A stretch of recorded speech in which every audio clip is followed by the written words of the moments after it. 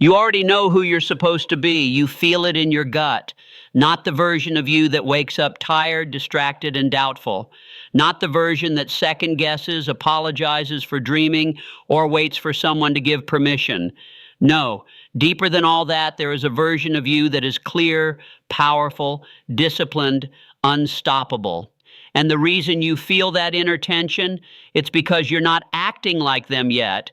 You're still trying to solve future problems with old patterns, still speaking like the old you, thinking like the version that failed, moving like the version that's waiting. But the future doesn't belong to the one who waits. It belongs to the one who becomes. The world doesn't give you what you deserve. It gives you what you match. Your habits, your words, your energy, they broadcast who you are, not who you wish to be, not who you used to be, who you are right now, in this moment. And if who you are is still thinking small, still hoping instead of building, still wishing instead of working, the world reflects that back, not to punish you, but to wake you up. The game changed the moment you realize this. You don't become successful and then act like that person. You act like that person and then you become successful, not the other way around. That means showing up before you feel ready, speaking with clarity before you have proof, moving with intention before you have results, because belief is a discipline, not a mood. Think of Lincoln. He didn't wait to feel powerful. He spoke words that shaped nations even when his own voice trembled. Carnegie didn't wait to feel worthy of wealth. He moved through steel and smoke with a vision so bold it made kings nervous. Edison didn't wait for perfect conditions. He failed his way forward until the darkness surrendered. What if you stopped negotiating with fear, stopped worshiping your limitations, stopped telling yourself stories that were written by weaker versions of you? What if, starting today, you acted like the person you're meant to become, not pretend, not fake, but fully embody, with discipline, with fire, with absolute command? Because the greatest transformation you'll ever experience is not when your bank account changes. It's when your identity changes. And identity is not found, it's forged through daily decisions, through relentless action, through the refusal to let your circumstances write your destiny. You've waited long enough. You've collected enough quotes. You've watched enough videos, heard enough sermons, journaled enough dreams. Now is the time to become. Not tomorrow, not when you have more clarity, not when you feel more confident. Confidence isn't a prerequisite, it's a byproduct. And it only comes to the one bold enough to act before they feel ready. Every time you take aligned action, you cast a vote for your future self. Every time you show up with discipline, you reinforce the identity you're building. And every time you refuse to settle, the universe takes note. But if you keep acting like the version of you that gave up, if you keep repeating the habits of the version that doubted, if you keep reacting like the version that feared everything, then you stay there. You don't grow into your future, you decay into your past. That's the quiet tragedy of most lives. They had greatness inside them, but they never acted like it. The world you see is only a reflection of the world you've imagined. And most never change their lives because they never change their thoughts. But you are not most people. You are here. You are listening. You are choosing to seed your mind with power instead of fear, clarity instead of confusion, direction instead of doubt. That alone separates you from the masses because the masses react. But leaders respond. They do not beg for circumstances, they create them. You don't need more time, you need more decision. Hill said, "Successful people make decisions quickly and firmly. Failures never make up their minds." So tonight you decide to no longer live beneath your potential, to no longer chase comfort, to no longer speak words of limitation to yourself in secret. Because the secret to life is what you say when no one is watching. It's the thoughts you repeat when you're alone. It's the story you tell yourself before sleep. And if you do not rewrite that story with intention, it will repeat itself forever. This is your moment to rewrite it, to affirm with full conviction, I was born to do something great. I have everything I need to begin. There is nothing outside of me more powerful than what lives inside me. No more hesitation, no more waiting for signs. The signs will follow the steps. The evidence will follow the belief. The world will bend to the force of your will when your will stops bending to the world. Even in rest, you are creating. Even in silence, your thoughts echo into the future. So train your inner voice to speak only strength. I already possess the power. I already possess the mindset. I already possess the ability to direct my life, no matter what has happened in the past. Because the past is a lesson, not a sentence. The past is a stepping stone, not a cage. Nothing that happened before this moment has the right to define what comes next unless you give it permission. And you won't.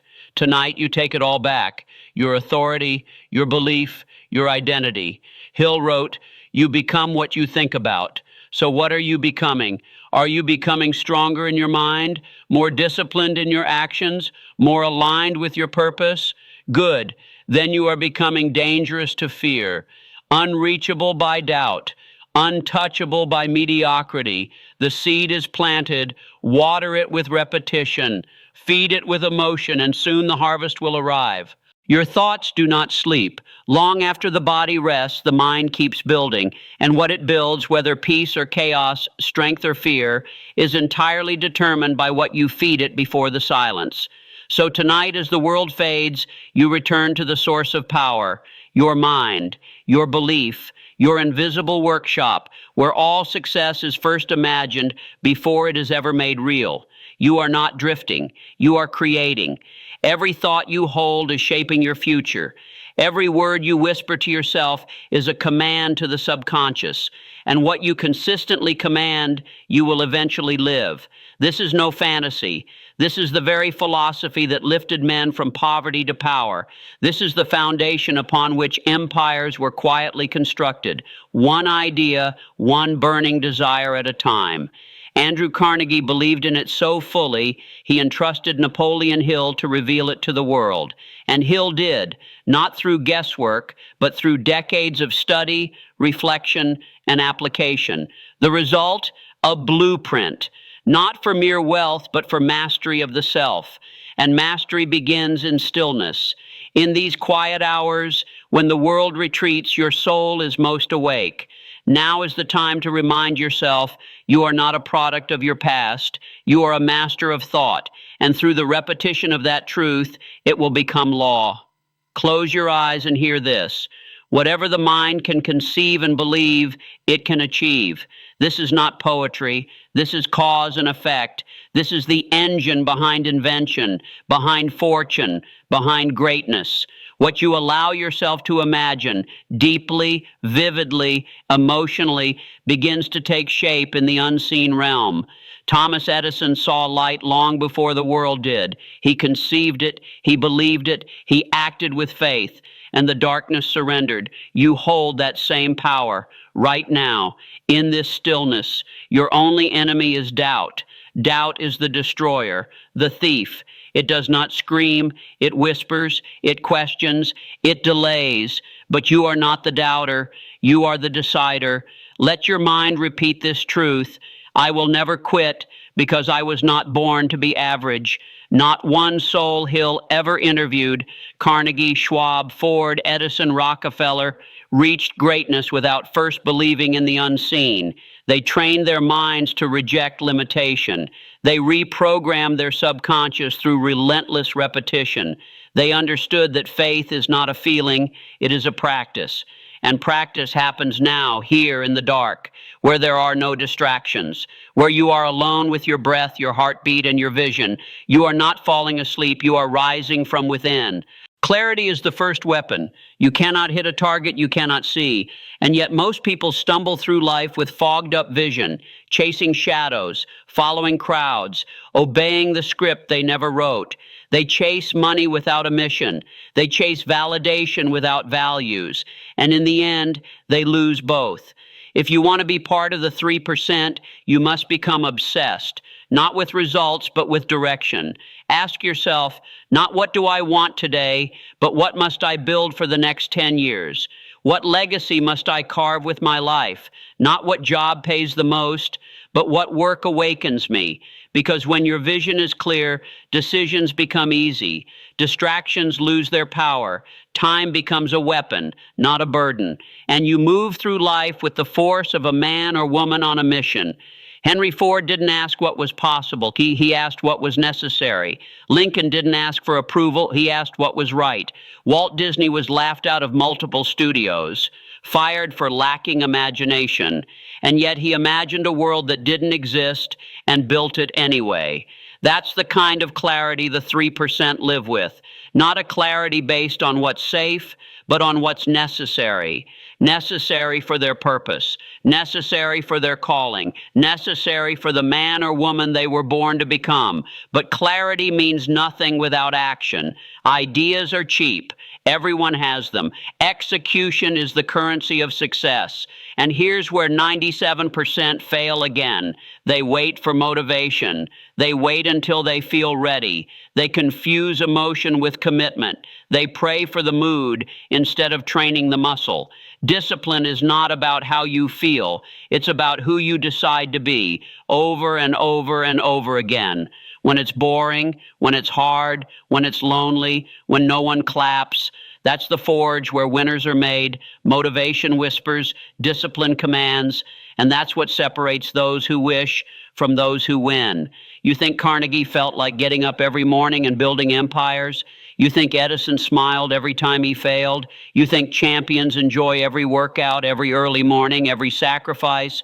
No, but they made a decision that their dream was non-negotiable, that their future demanded more from them than comfort, that their family, their legacy, their soul was worth it. So they acted daily, with intensity, with strategy, with belief. They didn't ask for permission. They commanded results by becoming the kind of person who gets them. You don't attract what you want, you attract what you are. And who you are is revealed by what you do when no one is watching. If you woke up tomorrow and lived one day with absolute intention, if you controlled your thoughts, your habits, your time, your focus, you'd be unrecognizable in a year. You'd be unstoppable in 5. But it starts with today, with this moment, this decision, because there is no perfect timing. There is only alignment. The moment your thoughts, words, and actions point in the same direction. When you align, you don't need to be the smartest. You don't need the perfect plan. You just need to move, and the world will begin to move with you. Everything changes when you stop trying to improve your life from the outside in and start shaping it from the inside out. You don't need a new strategy. You need a new standard. And standards are not set by what you say you want. They're revealed by what you tolerate, what you allow to continue, what you excuse in yourself. Do you wake up when the alarm goes off, or do you snooze it and lie to yourself that 5 more minutes won't hurt? Do you finish what you start, or do you stack half-built bridges that lead nowhere? Do you train your body, your mind, your craft, or do you numb your time with distractions and justify it with "I'm tired"? That's where your future is being built, in those silent decisions no one else sees. That's the battlefield where identity is won or lost. The person you're meant to become, they don't wait for motivation. They are governed by purpose. They move with precision. They speak with clarity. They walk into rooms with presence, not because they're faking it, but because they've earned it. Every late night when you wanted to quit but didn't, that's where character was built. Every early morning when the bed begged you to stay, but you chose mission over mood, that's when you rose. Not just in routine, in identity. Because becoming isn't something that happens in a moment. It's not found in some big opportunity or breakthrough. It's in the grind, the boring, the mundane, the days you wanted to disappear but showed up anyway. You think kings are born in light? They're born in the dark, in silence, in rejection, in failure after failure, when they still chose to keep going. Do not underestimate how powerful you become when you consistently do what others avoid. That's what makes you rare. That's what builds the kind of internal gravity that pulls opportunity toward you. Not because you begged for it, because you became the kind of person who attracts it. You don't chase success. You build a version of yourself so aligned, so undeniable, that success has no choice but to show up. You think Tesla built his empire by waiting for the right mood? He slept in his lab. He worked through illness. He thought in years, not minutes. He didn't just act like a genius. He lived it day in, day out, without apology. You want to become the person you're meant to be? Then stop negotiating with your old self. That version of you, the one who settled, who feared, who avoided hard things, they don't get a vote anymore. You've outgrown them. The mind that got you here won't get you there. The habits that kept you safe won't make you strong. The identity that helped you survive won't help you thrive. So burn the script, rewrite the rules, and stop showing up like you're half committed to your own life. Because the future belongs to the one who acts like they've already claimed it, who walks with the fire of certainty, who makes decisions with conviction, not convenience, who builds without applause, trains without needing validation, creates without asking permission. That's what makes you dangerous. Not your talent, your standards, your consistency, your identity, forged, tested, refined. Every step forward from this moment must say, I already am the person I was born to become. Because once you live from that place, the world has no choice but to respond.